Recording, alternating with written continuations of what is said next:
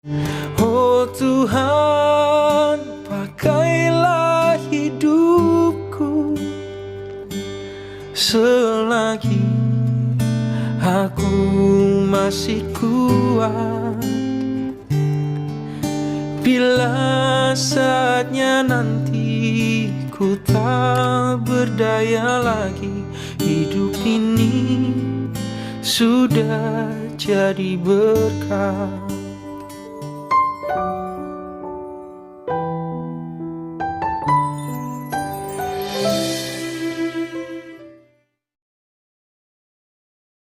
Shalom, selamat pagi Bapak Ibu Saudara yang dikasihi Tuhan. Mari sebelum kita boleh bersama kembali merenungkan setiap kebenaran firman Tuhan dalam kesempatan pagi hari ini, mari sebelumnya kita datang, kita mau berdoa kepada Tuhan. Biarlah pagi hari ini Tuhan boleh memimpin kita, membukakan pemahaman kita, sehingga kita boleh mengerti setiap kebenaran firman Tuhan yang nantinya kita terima, ini boleh menjadi berkat dalam kehidupan kita. Mari kita akan berdoa.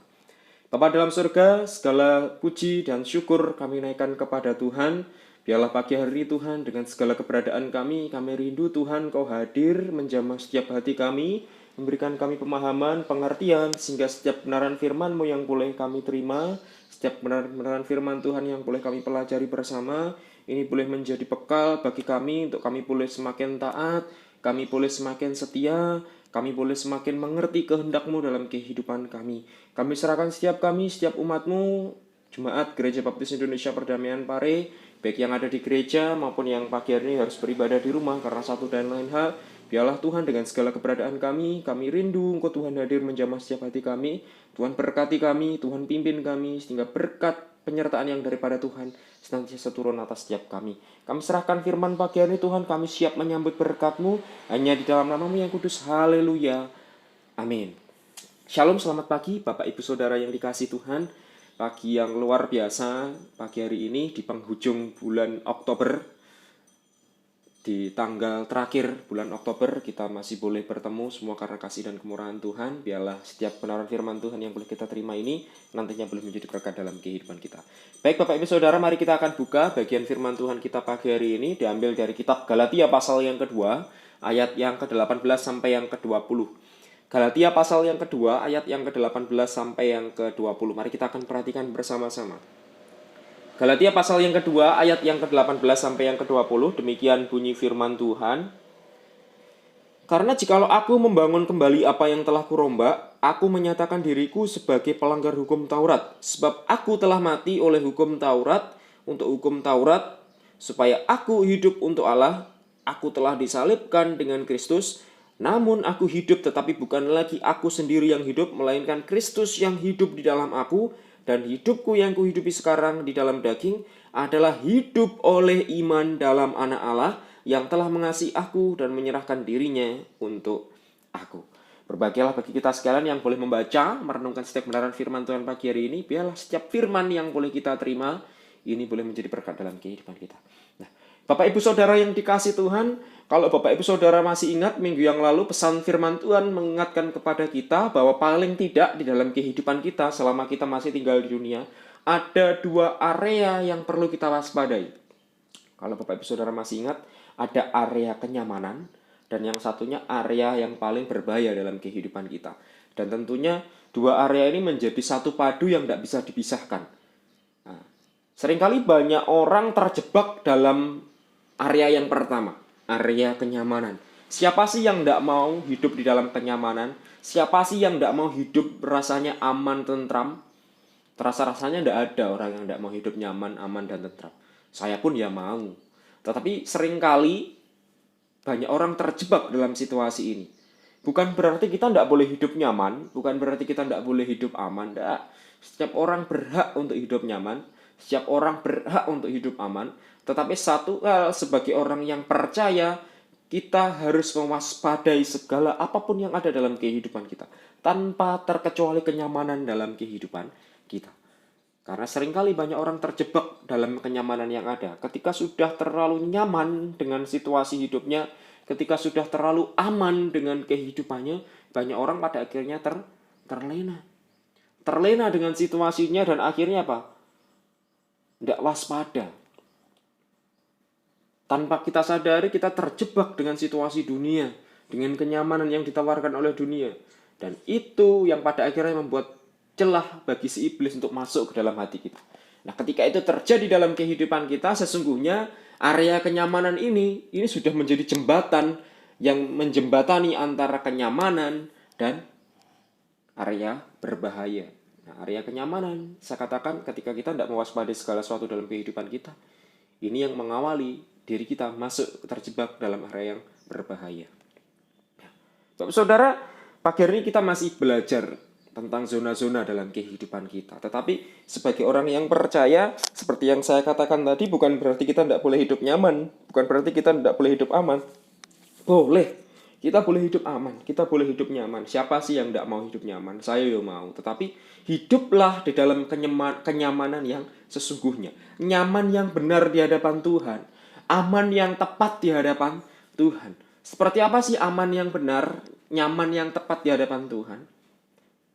Kehidupan kita sebagai orang yang percaya, kita meyakini, bahkan Alkitab pun katakan bahwa untuk hidup di dalam kekristenan menjadi umat Tuhan, paling tidak ada 3 hal yang harus ada dalam hidup kita.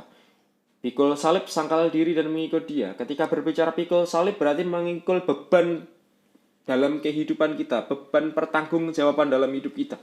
Sangkal diri artinya menyangkal diri kita dari apa yang ditawarkan oleh dunia. Berarti tidak kita menyangkal pribadi kita sendiri, semuanya demi Tuhan.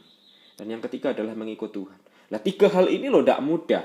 Ketika kita sejajarkan antara 3 hal ini, pikul salib, sangkal diri, mengikut Dia dengan kenyamanan, maka kita akan menemukan rasa nyaman yang sesungguhnya di hadapan Tuhan. Nyaman yang seperti apa? Nah, dari 3 hal ini kita mendapat keyakinan bahwa sesungguhnya mengikut Tuhan itu tidak gampang. Mengikut Tuhan itu banyak tantangannya. Tetapi dari 3 hal ini, ketika kita mampu melakukan ini dengan sepenuh hati, dengan ketulusan hati, kenyamanan itu sesungguhnya ada dalam hati kita. Nah, ini loh kenyamanan yang benar. Nyaman yang seperti apa?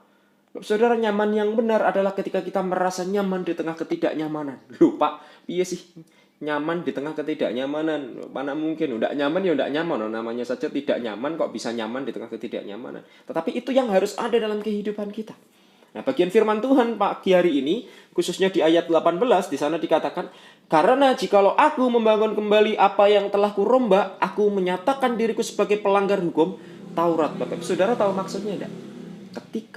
Jikalau aku membangun kembali apa yang telah kurombak. Konteks kurombak di sini membangun ulang, Bapak Saudara. Tema gereja kita tahun lalu membangun kembali kehidupanku bersama dengan Tuhan. Kita digambarkan bahwa kehidupan kita itu ibarat sebuah bangunan yang tidak seketika dibangun permanen begitu saja, tidak. Kita perlu melihat celah tahun demi tahun di mana kita harus menambal bagian-bagian yang perlu diganti. Begitu pula dalam kehidupan kita. Ketika kita sudah membangun kembali rebuild, membangun ulang bangunan kekristenan, kehidupan kerohanian kita, artinya itu harus dipertahankan sampai kapan? Sampai Tuhan datang menjemput Bapak Ibu Saudara dan saya. Nah, ayat 18 dengan jelas katakan, jikalau aku membangun kembali apa yang telah kurombak, aku menyatakan diriku sebagai pelanggar hukum Taurat. Ada membangun kembali apa yang telah kurombak. Bapak Saudara, yang sudah dirombak artinya yang sudah dibetulkan, yang sudah dibenarkan. Nah, ketika kita membangun kembali apa yang sudah dibetulkan, wes bener kok dibangun ditata ulang. Nah, bagian firman Tuhan katakan, aku menyatakan diriku sebagai pelanggar hukum Taurat. Nah, Bapak Ibu Saudara yang dikasihi Tuhan, secara sederhana, makna surat yang ditulis oleh Rasul Paulus ini dalam perikop bacaan kita pagi hari ini, yang terutama juga untuk orang Kristen keturunan Yahudi, judul perikopnya. Jadi secara sederhana makna yang ditulis oleh Rasul Paulus dalam perikop ini adalah berkisar tentang beberapa gaya hidup orang percaya. Gambaran gaya hidup orang percaya. Ada gaya hidup yang menjalani kekristenan hanya sebagai aksesoris semata. Ada orang-orang yang demikian. Ke gereja hanya sebagai prasyarat dalam kehidupannya sebagai orang Kristen. Menjadikan kehidupan kekristenannya hanya sebagai aksesoris semata. Templean, Saudara, supaya baik dipandang mata saja. Bapak Saudara, kata kunci yang mewakili sikap ini adalah tidak selaras dan tidak konsisten. tidak selaras, artinya tidak sesuai, tidak konsisten. Tidak sesuai dengan apa yang dimulai, dengan apa yang diawali. Ayat 11 sampai yang ke-14 di sana dengan jelas menjelaskan tentang perikop Paulus bertentangan dengan Petrus.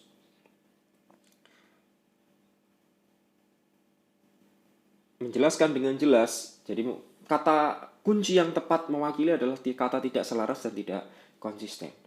Salah satu motivasi paling dominan di balik tipe orang-orang yang seperti ini adalah apa? Mereka berlaku seolah-olah melakukan kebenaran agar dapat diterima oleh dan menyenangkan orang lain, saudara.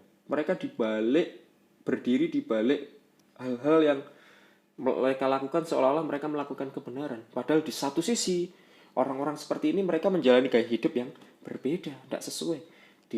Dilihat mata, kelihatannya beribadah sungguh-sungguh. Di gereja jadi berkat, ibadahnya jadi berkat sepertinya, tetapi di luar bisa jadi melakukan maksiat, tidak jadi berkat buat banyak orang. Bapak Ibu Saudara, selain itu ada gaya hidup yang lain yang perlu diwaspadai. Gaya hidup seperti apa? Gaya hidup legalisme, Saudara. Ayat 16 di pasal yang kedua. Perhatikan, kamu tahu bahwa tidak seorang pun yang dibenarkan oleh karena melakukan hukum Taurat, tetapi hanya oleh karena iman dalam Kristus Yesus. Sebab itu kami pun telah percaya kepada Kristus Yesus, supaya kami dibenarkan oleh karena iman dalam Kristus dan bukan oleh karena melakukan hukum Taurat. Sebab tidak ada seorang pun yang dibenarkan oleh karena melakukan hukum Taurat. Bapak Saudara, satu gaya hidup yang lain yang perlu diwaspadai apa? Legalisme. Gaya hidup legalisme, melegalkan segala sesuatu. Orang-orang yang seperti ini mereka memandang agama ini dilihat sebagai kumpulan berbagai aturan spiritualitas bagi kehidupan. Agama ini menjadi aturan-aturan bagi kehidupan mereka. Aturan spiritualitas. Yang ditekankan di sini adalah ketaatan pada deretan peraturan religius yang begitu banyak dan detail. Semakin terlihat taat berarti semakin saleh menurut mereka. Saudara, ketaatan akan aktivitas agamawi ini dianggap menentukan seberapa besar kasih seorang kepada Tuhan. Dan pada akhirnya pandangan semacam ini membuat orang merasa aman, merasa lebih baik dari orang lain. Contohnya apa? Saudara bisa lihat di luar sana.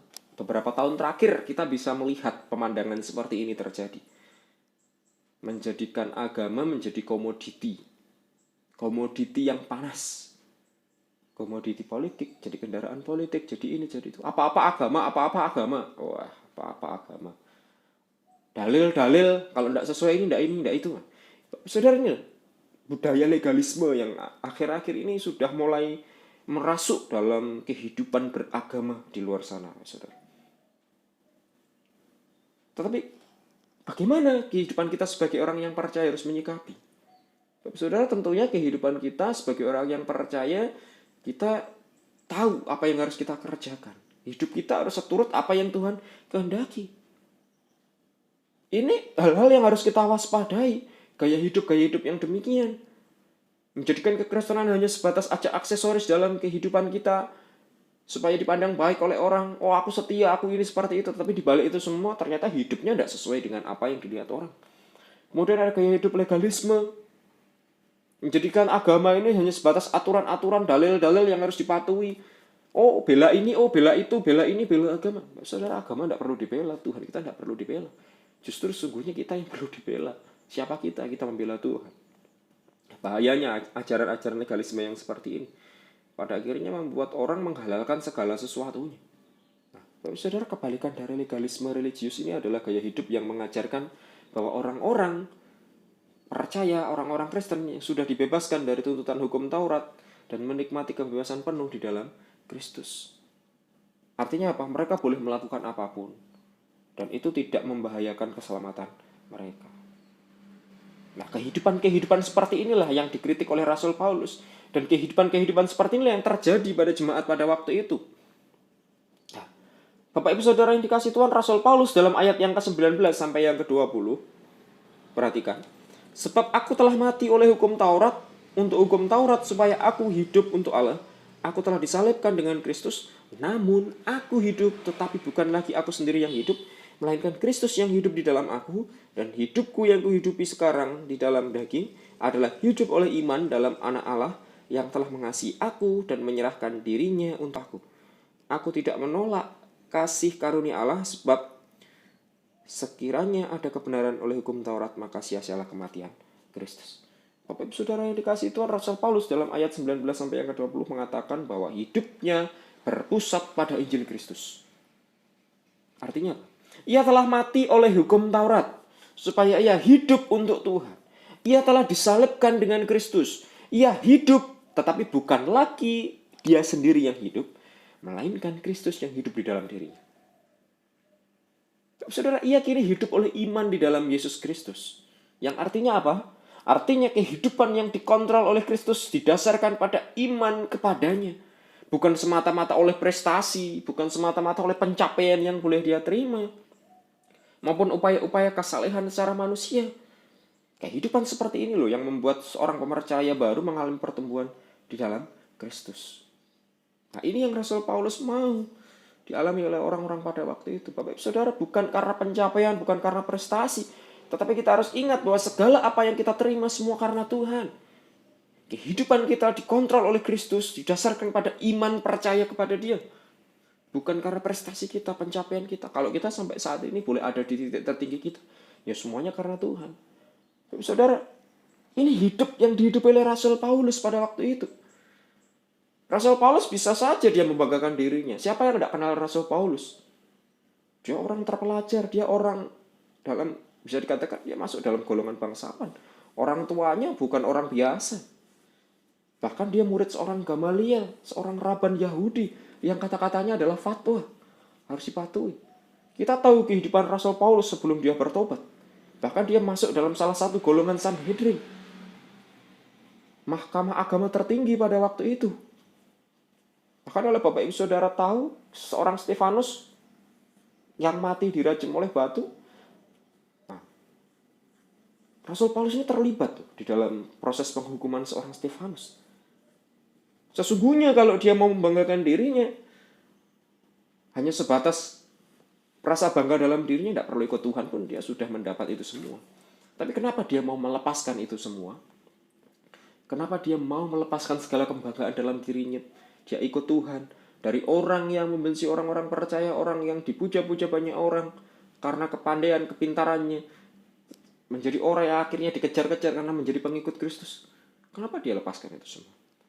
Karena dia sudah menyadari bahwa dirinya, hidupnya bukan miliknya lagi, tetapi Kristus yang hidup di dalam dia. Dia menyadari bahwa hidupnya sudah berpusat pada Injil Kristus. Ia telah mati oleh hukum Taurat supaya hidupnya untuk Tuhan. Gambaran bahwa ia telah disalibkan dengan Kristus. Ia hidup tetapi bukan lagi dia sendiri yang hidup, melainkan Kristus yang hidup dalam dirinya. Ini loh konteks hidup baru, lahir baru. Artinya lahir baru, hidup baru bukan berarti aku dari yang dulu tidak pernah berdoa sekarang berdoa. Dari yang dulu telat-telat ke gereja sekarang tidak pernah telat-telat ke gereja. Tidak. Tapi bagaimana kita mengaplikasikan firman itu dalam kehidupan kita. Sama seperti apa yang Rasul Paulus lakukan. Berani tidak kita meninggalkan dunia? Berani tidak kita melepaskan segala ego pribadi kita? Rasul Paulus lepaskan itu semua. Dari orang yang dipuja-puja, jadi dari orang yang masuk dalam golongan tertinggi, dalam kasta pada waktu itu, pada akhirnya dia menjadi orang yang dikejar-kejar karena Kristus. Nah ini loh yang dimaksud merasa nyaman di tengah ketidaknyamanan. Secara duniawi mungkin tidak nyaman, dikejar-kejar dalam situasi menjadi pengikut Kristus seperti itu. Ancamannya bukan hanya dikejar, tapi juga dibunuh. Bahkan Rasul Paulus dipenjara, tetapi di penjara itu tidak menjadi alasan untuk dia tidak mengabarkan Injil kebenaran firman Tuhan. Beberapa surat dikirimkan kepada jemaat-jemaat Tuhan karena rasa cintanya kepada Tuhannya, karena rasa kasihnya kepada Tuhannya, karena dia menyadari hidupnya karena Tuhan. Kalau dia boleh hidup sampai saat ini semua karena Tuhan. Sudah rasa nyaman yang seperti ini loh, rasa nyaman yang sesungguhnya yang harus ada dalam kehidupan kita. Ketika kita dalam situasi yang tidak baik, justru ketika kita dalam situasi yang tidak baik, tidak enak, tapi kita merasa nyaman, bersyukurlah Bapak Saudara. Artinya apa? Firman itu benar-benar merasuk dalam kehidupan Bapak Ibu Saudara. Nah, kekristenan yang seperti ini loh, yang harus ada dalam kehidupan kita sebagai orang percaya. Kehidupan seperti ini yang membuat orang pemercaya baru mengalami pertumbuhan di dalam Kristus ketika dia menyadari keberadaan dirinya bukan miliknya lagi. Bahwa segala apa yang ada dalam kehidupannya semuanya adalah untuk Tuhan dan dari Tuhan. Nah, Bapak Ibu Saudara yang dikasihi Tuhan, ini yang menjadi pesan Tuhan bagi kita pagi hari ini. Bahwa sesungguhnya jangan kita sebagai orang percaya merasa nyaman ketika menjalani gaya hidup kekristenan yang hanya sekedar aksesoris mata. Kekristenan agamawi, kekristenan super bebas melakukan apa saja karena Kristus sudah mati di atas kayu salib melepaskan kita dari dosa.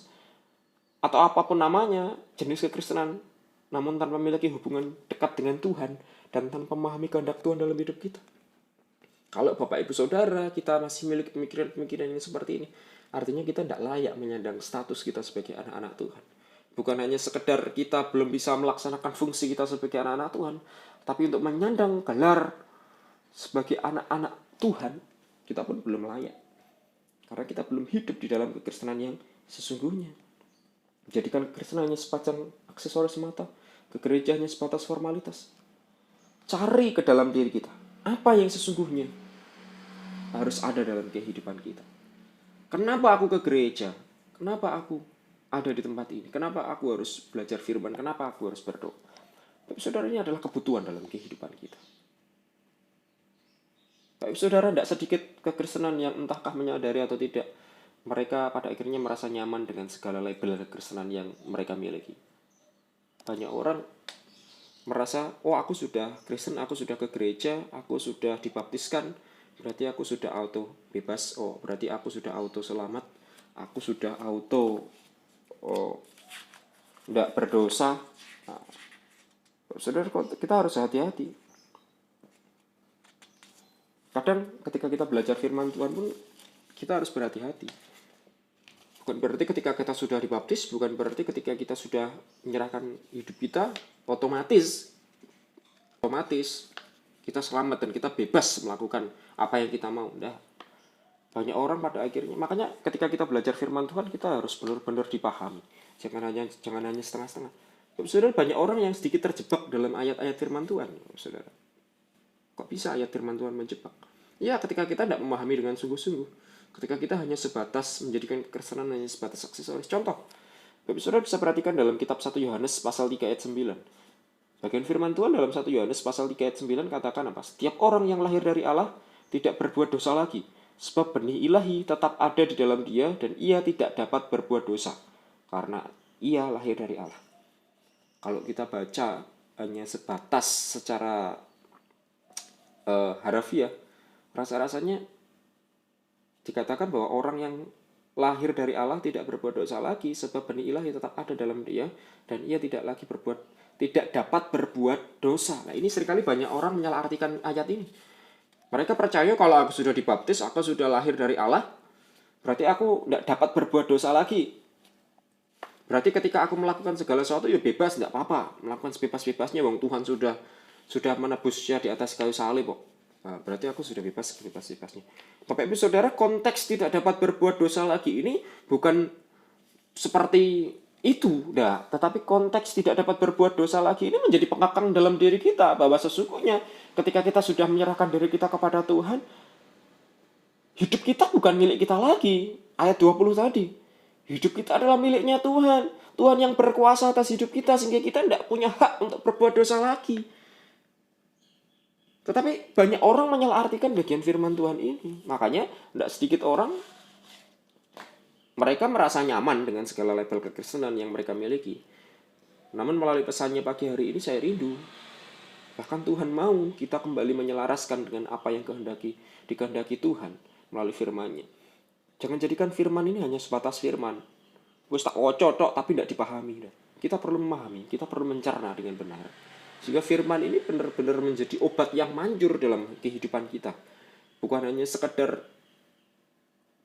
makanan pahit yang kita makan, tapi tidak ada manfaatnya. Enggak. Tapi benar-benar menjadi obat yang pahit yang menyembuhkan. Tapi saudara, kekristenan pada dasarnya adalah sesuatu yang sederhana.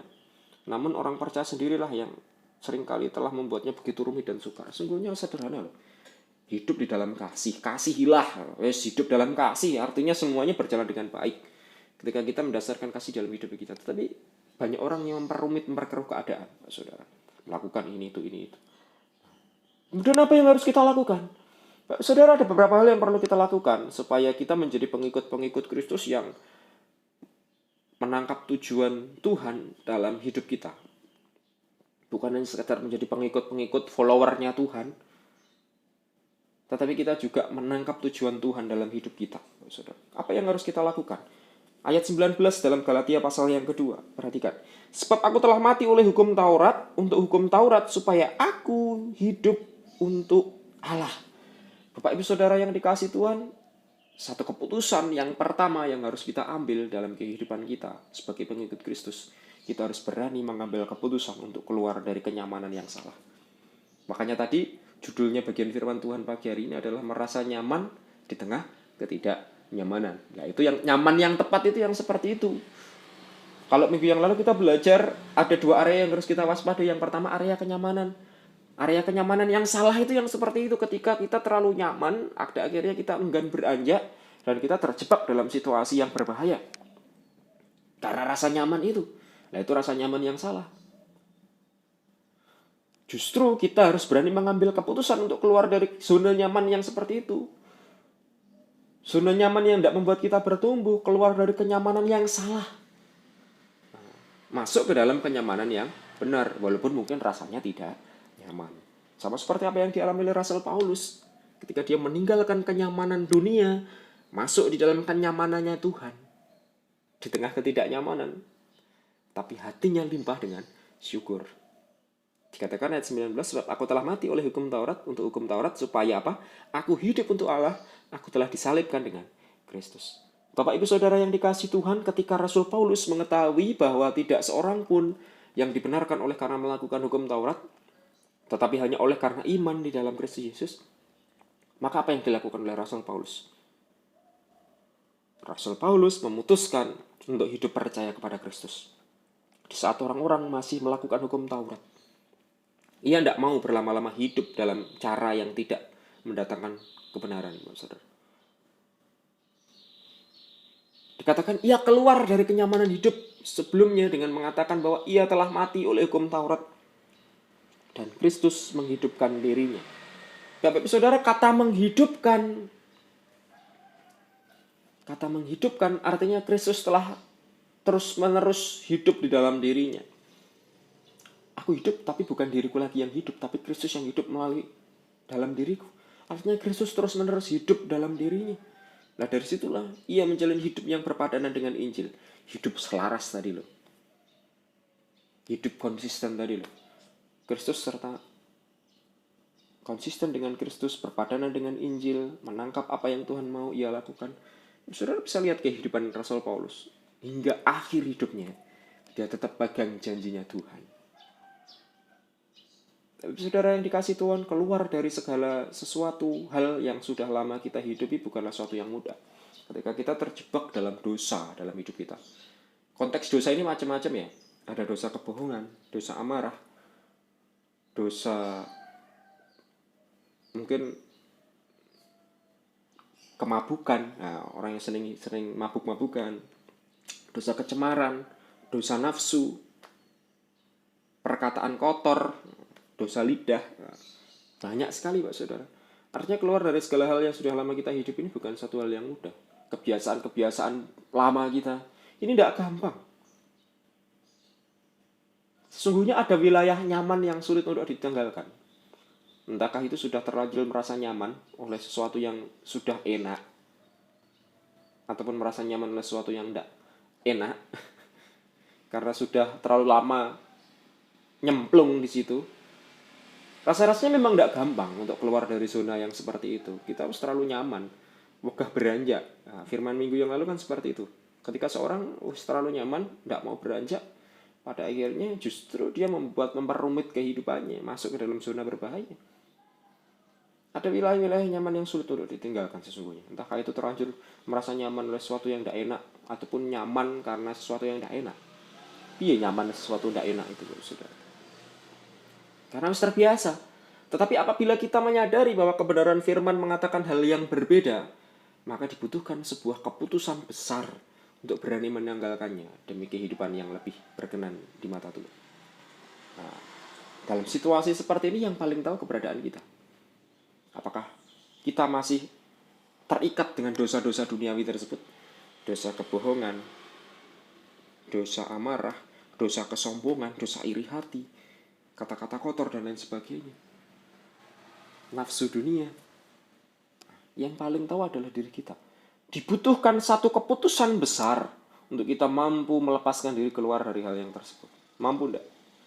Memang enggak mudah, tetapi makanya dibutuhkan satu keputusan yang besar untuk berani menanggalkannya. Demi apa? Kehidupan yang lebih berkenan di hadapan Tuhan.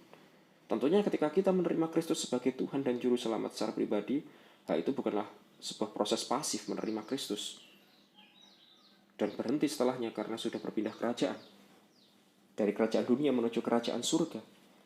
Sesungguhnya melainkan sejak saat itu kita masuk ke dalam sebuah perjalanan bersama Dia, di mana kita belajar mengenalnya terus-menerus secara lengkap. Bapak Saudara, konteks sebuah proses pasif menerima Kristus bukan berarti gini loh. Bukan berarti ketika kita menerima Tuhan ya wes auto bebas, auto selamat seperti yang tadi di awal saya katakan. Banyak orang berpikir salah.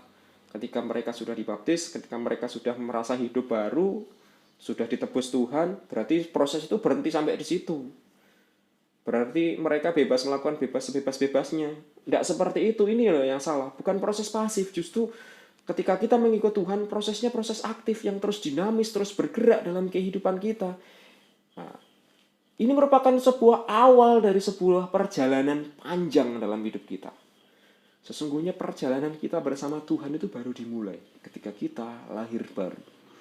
Makanya saya sampaikan kepada saudara-saudara kita yang persiapkan diri untuk dibaptis, supaya mereka mempersiapkan diri dengan sungguh-sungguh. Sesungguhnya perjalanan itu baru dimulai. Ketika mereka ini sudah selesai dibaptis, perjalanan itu baru dimulai. Ketika mereka mulai membuka pintu kelahiran baru itu. Berani tidak mereka tetap taat setia sama Tuhan, hidup secara konsisten? Berani tidak mereka menanggalkan kenyamanan dunia yang ada dalam kehidupan mereka? Nah, keputusan-keputusan ini yang harus diambil, bukan saja bagi mereka yang baru lahir baru, tapi bagi kita sekalian yang sampai saat ini mengikut Tuhan. Ini yang harus milik kita, yang harus dipertahankan. Kesetiaan, ketaatan kita bersama-sama dengan Tuhan. Ingat, ada pepatah mengatakan semakin tinggi pohon, anginnya semakin kencang, saudara. Filosofi ini benar, semakin lama mengikut Tuhan, sungguhnya tantangannya semakin besar. Ada level demi level yang harus kita lewati. Semakin kita mengenal Tuhan, level kita semakin naik, saudara. Jangan berputus asa, jangan malah menyerah, tapi justru berbahagialah, justru bersyukurlah, karena level kita ditingkatkan Tuhan.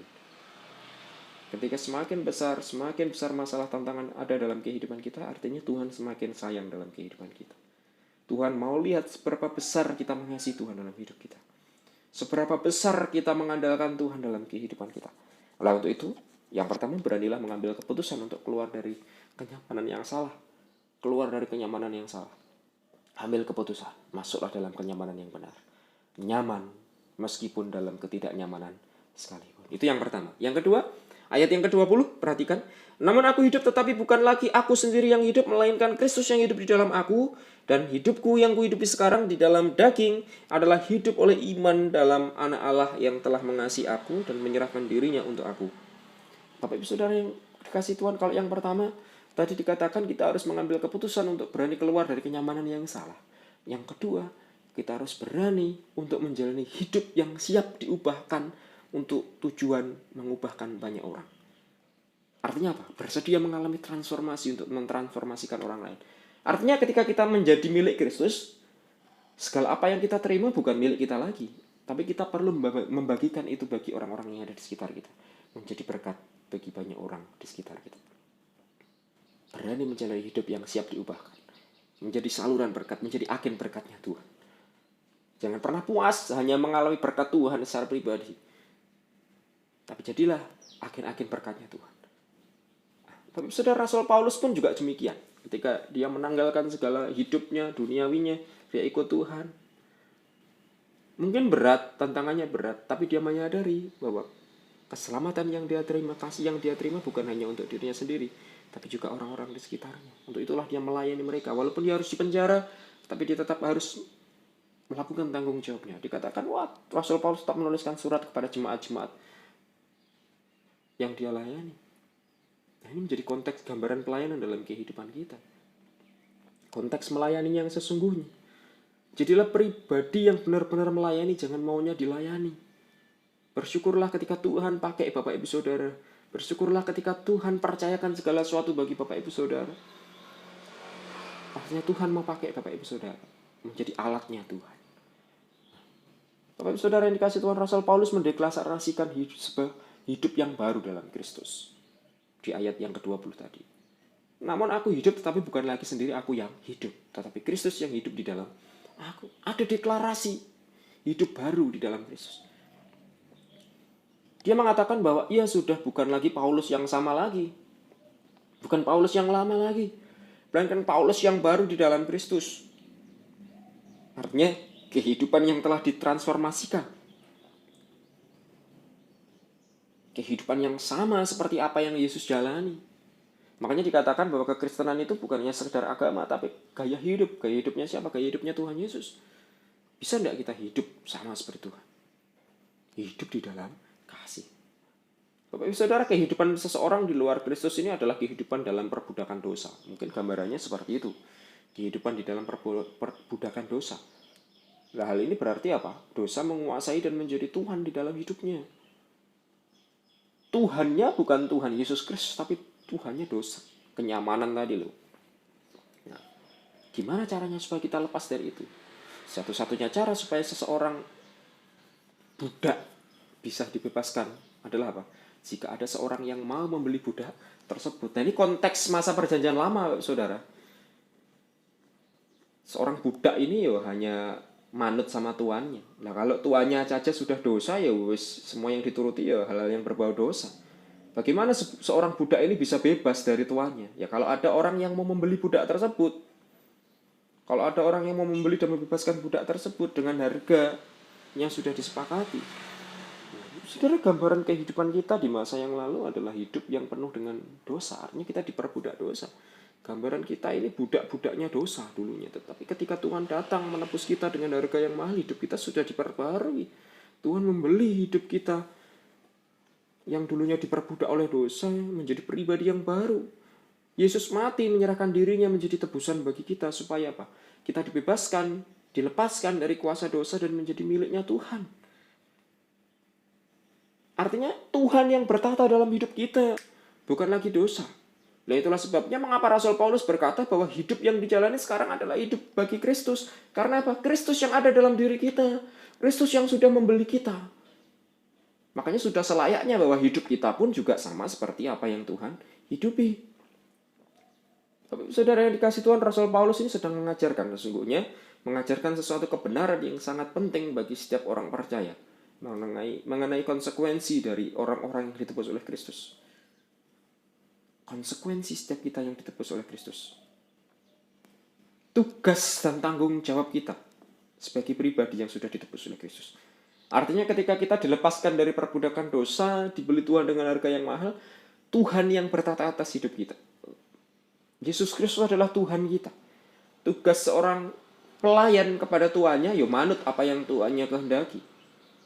Ketika Tuhan kita adalah Yesus Kristus, artinya hidup kita pun harus turut apa yang Tuhan kita mau. Kita sudah ditebus dengan harga yang mahal.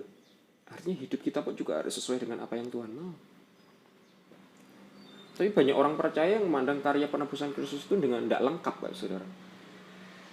Di mana banyak orang menghayati bahwa karya penebusan Kristus itu hanya pada pemikiran bahwa Kristus telah melepaskan kita dari perbudakan dosa. Dan sekarang kita telah menjadi orang yang bebas-bebasnya bagi diri kita sendiri. Apakah benar seperti itu? Nah, pemikiran-pemikiran yang keliru seperti ini loh yang pada akhirnya membuat orang-orang tersesat di dalam jalan yang salah. Banyak orang-orang Kristen yang hidupnya sesungguhnya mereka bingung. Makanya dikatakan ada orang-orang Kristen KTP, orang Kristen tanpa pertobatan.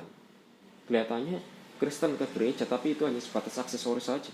Mereka tidak tahu tujuan mereka untuk apa. Mereka tidak menyadari bahwa mereka itu sesungguhnya melayani Tuhan. Ketika mereka sudah dilepaskan dari perbudakan dosa, sungguhnya mereka mengikut Tuhan, dan mereka harus mematuhi apa yang Tuhan mereka mau dalam kehidupan mereka. Mereka memandang karya penebusan itu tidak lengkap ya saudara. Seolah-olah ya wis tebus dari dosanya wis bebasnya. Kita harus mengetahui konsekuensi ketika kita ditebus oleh Tuhan. Pemikiran-pemikiran yang seperti itu adalah salah. Saudara, ketika kita berbicara hal kelepasan dari perbudakan dosa itu memang penting. Namun apa hal yang lebih penting daripada itu? Ada hal yang tidak kalah penting dari karya penebusan Kristus, saudara. Yaitu apa? Kita menjadi milik Tuhan dan supaya kita melayani Tuhan. Artinya apa? Melakukan apa yang Tuhan ingin kita lakukan. Karya penebusan itu benar-benar penting. Karya penebusan itu benar-benar luar biasa, saudara. Tapi ada yang lebih penting daripada itu. Ketika kita menyadari, kita menghidupi karya penebusan itu. Kepada siapa kita melayani? Kepada siapa kita menyerahkan hormat kita? Siapa yang menebus kita? Dan kepada dialah sesungguhnya hidup kita diserahkan. Melakukan apa yang Tuhan ingin kita lakukan. Ini menjadi pesan Tuhan yang kedua dalam kehidupan kita. Berani untuk menjalani hidup yang siap diubahkan untuk tujuan mengubahkan banyak orang percaya. Tugas kita bukan hanya ketika kita sudah bebas, lepas enggak. Tapi hidup kita sesuai dengan yang Tuhan kehendaki. Pesan Tuhan beberapa minggu yang lalu loh. Status dan fungsi kita sebagai anak-anak Tuhan. Sudahkah itu berjalan beriringan? Tugas kita bukan hanya untuk diri kita saja, tapi juga untuk orang-orang yang ada di sekitar kita. Hiduplah nyaman dalam nyaman yang benar. Nyaman di tengah ketidaknyamanan sekalipun. Mari Bapak Ibu Saudara yang dikasihi Tuhan.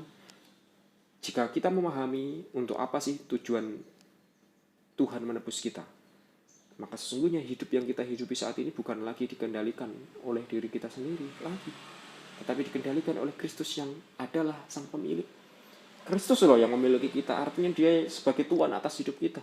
Kita ini adalah sebagai pelayan-pelayannya Tuhan, yang artinya hidup kita pun harus manut sama Tuhan kita. Kita sudah dibeli atas perbudakan dosa, menjadi milik Tuhan, artinya hidup kita adalah untuk Tuhan. Sungguhnya kita menyadari bahwa melayani Tuhan adalah hidup sama seperti apa yang Tuhan mau. Bukan untuk diperbudak, melainkan untuk melakukan perkara-perkara yang besar bersama dengan Tuhan. Berjalan bersama-sama dengan Tuhan untuk mencapai mahkota kehidupan yang sesungguhnya. Bukan hanya untuk diri kita sendiri, tapi Tuhan berikan kita kedua tangan untuk kita merangkul orang-orang di sekitar kita, di kiri kanan kita, supaya mereka masuk dalam keselamatan yang sama yang boleh kita terima. Amin. Biar kiranya bagian firman Tuhan pagi hari ini boleh menjadi kekuatan, menyadarkan kita bahwa kita sesungguhnya adalah umat-umat tebusannya Tuhan. Sesungguhnya hidup kita pun harus hidup seturut apa yang Tuhan mau dalam kehidupan kita. Amin. Mari kita akan berdoa. Terima kasih Tuhan untuk firman-Mu yang boleh menguatkan setiap kami. Biarlah firman yang boleh kami terima pada pagi hari ini boleh terus menjadi berkat dalam hidup kami, sehingga kami boleh menjadi anak-anak Tuhan yang taat, menjadi anak-anak Tuhan yang setia, hidup sesuai dengan apa yang Tuhan kehendaki dalam kehidupan kami. Kami serahkan setiap kami pribadi lepas pribadi. Biarlah penyertaan Tuhan, nikmat yang daripada Tuhan boleh senantiasa ada, sehingga nama Tuhan boleh terus dipermuliakan dalam kehidupan kami. Kami serahkan firman-Mu, biarlah berkat penyertaan yang daripada Tuhan boleh senantiasa menaungi kehidupan kami. Hanya dalam nama yang kudus, haleluya, amin. Amin. Selamat pagi, Tuhan Yesus memberkati kita sekalian. Sebab Tuhan melindungi, Tuhan menyinari dengan wajah-Nya, memberi kasih karunia, damai sejahtera. Tuhan Yesus berkati.